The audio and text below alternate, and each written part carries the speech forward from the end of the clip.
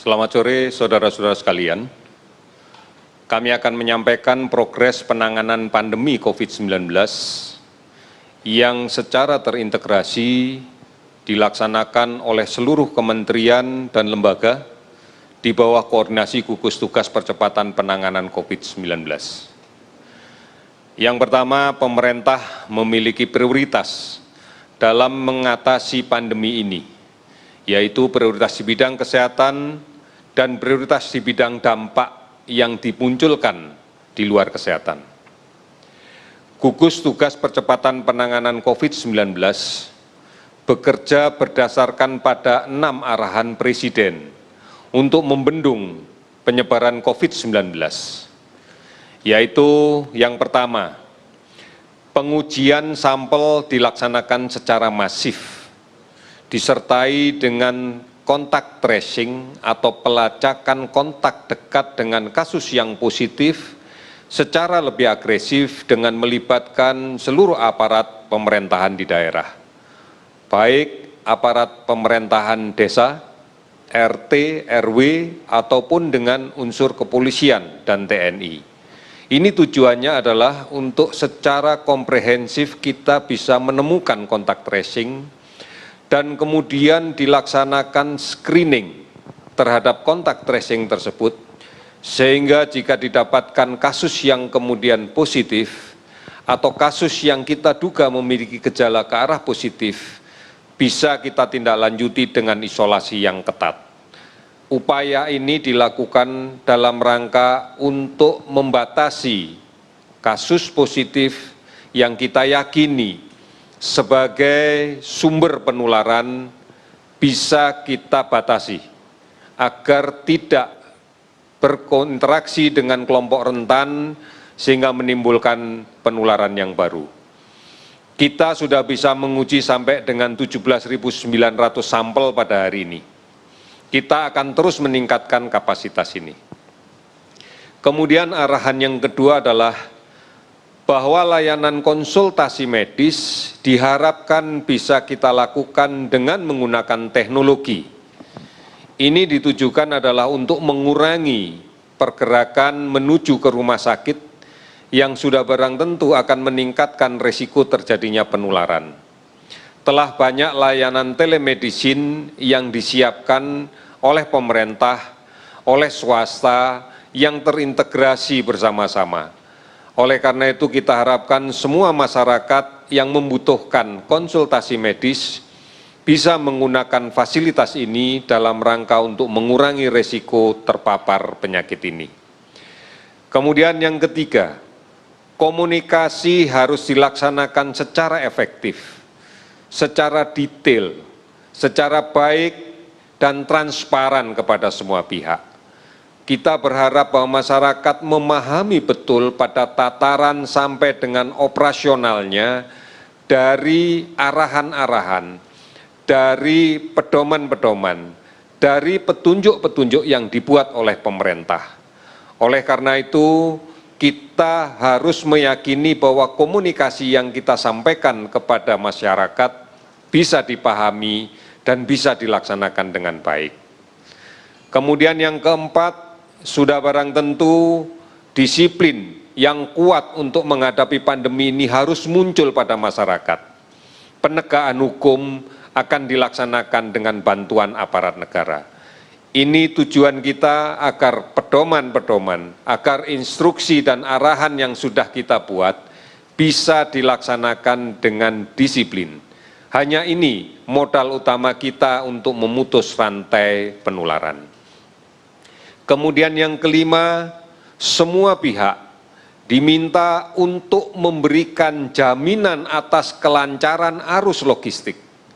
Ini menjadi penting karena bagaimanapun juga pada kebutuhan logistik yang harus disebar mulai dari pusat sampai daerah dan dari gudang-gudang logistik sampai ke daerah harus tetap berjalan dengan lancar, tetap berjalan dengan baik. Oleh karena itu semua pihak harus memberikan jaminan ini. Kemudian yang terakhir, kebijakan stimulus ekonomi yang telah dirumuskan oleh pemerintah harus betul-betul tepat sasaran. Kebijakan stimulus ekonomi harus betul-betul tetap sasaran dan berfokus pada pemutusan rantai penularan COVID-19. Saudara-saudara, kami berterima kasih atas kesabaran dan kemauan bekerja sama, karena kesabaran dan gotong royong kita saat ini sedang diuji. Mari kita siapkan stamina sosial kita dalam menghadapi ujian yang tidak ringan ini. Oleh karena itu, sudah pada saatnya tenggang rasa, gotong royong, dan saling melindungi yang merupakan jati diri bangsa Indonesia, saat inilah kita tunjukkan. Saat inilah kita buktikan. Saudara-saudara, tantangan risiko kesehatan dan dampaknya dalam kehidupan sosial ekonomi sudah cukup berat. Oleh karena itu, mari pastikan kita tidak perlu lagi menambah beban psikologis kita atas berita-berita dan informasi yang tidak benar, atas berita dan informasi yang tidak bisa dipertanggungjawabkan terkait dengan COVID-19. Kementerian Komunikasi dan Informasi terus-menerus melakukan pendeteksian terhadap sebaran-sebaran berita yang tidak bisa dipertanggungjawabkan yang berada di internet. Sudah ribuan sebaran hoax yang muncul di jejaring internet kita. Penegak hukum dalam hal ini Polri tengah menangani permasalahan ini dan terus akan melakukan penindakan terkait dengan sebaran berita yang justru hanya menimbulkan kepanikan, ketakutan, dan ketidaktenangan pada masyarakat. Oleh karena itu, mari bersama-sama kita tetap untuk berada dalam jalur informasi yang benar, jalur informasi yang bisa dipertanggungjawabkan, jalur informasi yang resmi diberikan oleh pemerintah dan diberikan oleh para ahli. Banyak online yang bisa kita akses, banyak informasi yang bisa kita akses, baik di covid19.go.id, hotline 119, WhatsApp COVID-19, Halo Kemkes di 1550667, serta banyak sekali layanan aplikasi online dan layanan-layanan telemedicine yang lainnya. Secara rutin siaran TVRI dan RRI yang juga disebarluaskan oleh televisi dan radio swasta lainnya memberikan informasi tentang COVID-19 ini. Inilah yang harus kita jadikan pegangan, inilah yang harus kita jadikan pedoman di dalam kaitan untuk mendapatkan informasi dengan baik. Terakhir, data kinerja kita terkait dengan pendataan kasus COVID per tanggal 17 April pukul 12.00 WIB. Uji laboratorium yang kita sudah laksanakan sekarang sudah aktif lebih dari 34 laboratorium dan sebentar lagi dalam waktu dekat kita akan menambah lagi dan meluaskan sebarannya. Spesimen yang diperiksa sudah lebih dari 42.000. Kasus yang diperiksa lebih dari 37.000. Hasil positif sampai dengan saat ini pada pukul 12 tadi adalah 5.923 orang. Hasil negatif 31.211 orang. Sementara kewaspadaan kita terhadap orang dalam pemantauan yang kita betul-betul harus perhatikan ada lebih dari 173.000. Pasien dalam pengawasan ada 12.610 yang nantinya ini akan menjadi prioritas untuk dilaksanakan pemeriksaan dengan PCR yang real time. Konfirmasi positif COVID-19 adalah 5.923. Kita bersyukur yang sembuh sekarang sudah mencapai 607 orang dan sudah barang tentu ini akan terus meningkat dalam jumlah yang cukup besar dalam beberapa hari ke depan. Kasus meninggal 520 orang. Seluruh provinsi di tanah air ini sudah terdampak, 34 provinsi.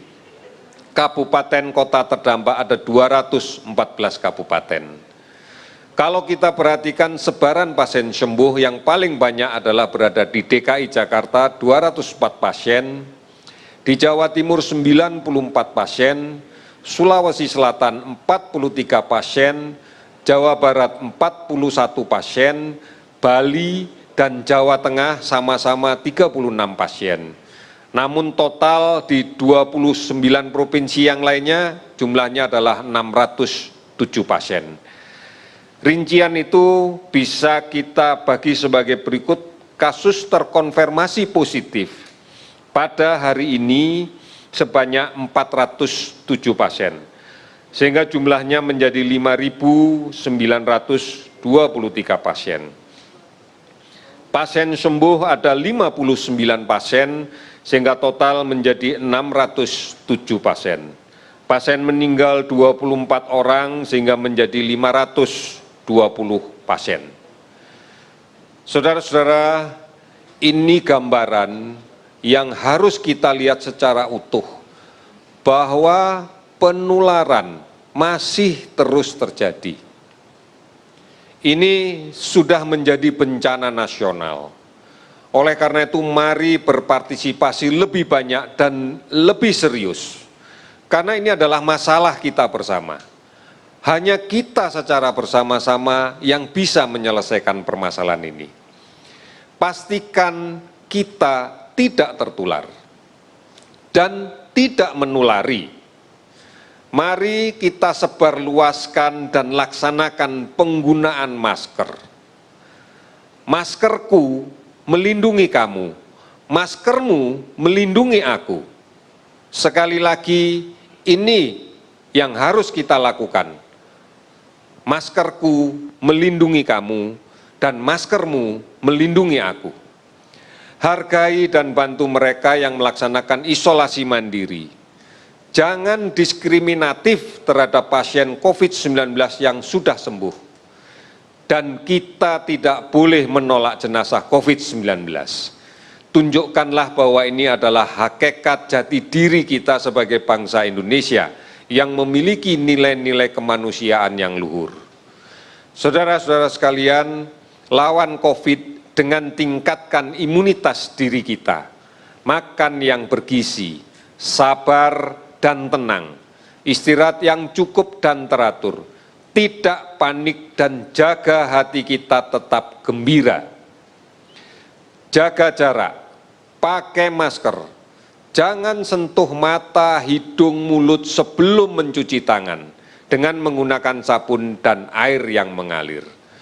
Gotong royong dan bersatu melawan COVID dari pusat sampai ke daerah, sampai ke desa, sampai ke RT, sampai ke keluarga. Rumah adalah benteng kita. Kita harus mewaspadai pada pola-pola pancaroba seperti saat ini. Secara klasikal kita bisa mendapatkan gambaran peningkatan pasien demam berdarah. Oleh karena itu, inilah saat yang paling baik bagi kita untuk tetap bersama di rumah. Bersama keluarga kita lakukan pemberantasan sarang nyamuk. Bersama keluarga kita lakukan pemantauan detik di rumah kita. Bersama keluarga kita jaga kebersihan. Karena kita pahami infeksi demam berdarah dan infeksi COVID apabila terjadi bersamaan, ini akan menyulitkan kita, akan menambah jumlah kesakitan, dan tidak menutup akan meningkatkan jumlah kematian. Oleh karena itu, ini yang menjadi penting untuk kita pahami. Mari berada di rumah bukan hanya untuk menghindari penularan COVID, tapi berada di rumah juga sekaligus untuk membasmi, memberantas sarang nyamuk. Karena kita akan berhadapan dengan infeksi yang lain, yang secara iklim, secara cuaca, memberikan gambaran yang meningkat di musim-musim pancaroba. Waspada terhadap demam berdarah. Di rumah, lakukan pembersihan sarang nyamuk. Kita lakukan ini dengan keluarga kita bersama-sama. Kita bisa, karena kita bisa menjadi teladan untuk lingkungan kita. Kita bisa melindungi orang lain. kita bisa menjadi pahlawan untuk tetangga-tetangga kita. Oleh karena itu, yakinlah seyakin-yakinnya bahwa Allah akan meridhoi upaya kita. Kita pasti bisa. Kita pasti bisa. Sekian dan terima kasih.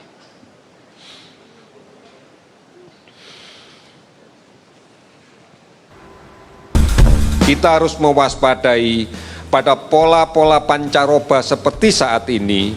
Secara klasikal kita bisa mendapatkan gambaran peningkatan pasien demam berdarah. Oleh karena itu, inilah saat yang paling baik bagi kita untuk tetap bersama di rumah. Bersama keluarga kita lakukan pemberantasan sarang nyamuk. Bersama keluarga kita lakukan pemantauan detik di rumah kita. Bersama keluarga kita jaga kebersihan. Karena kita pahami infeksi demam berdarah dan infeksi COVID apabila terjadi bersamaan, ini akan menyulitkan kita, akan menambah jumlah kesakitan, dan tidak menutup akan meningkatkan jumlah kematian. Oleh karena itu, ini yang menjadi penting untuk kita pahami.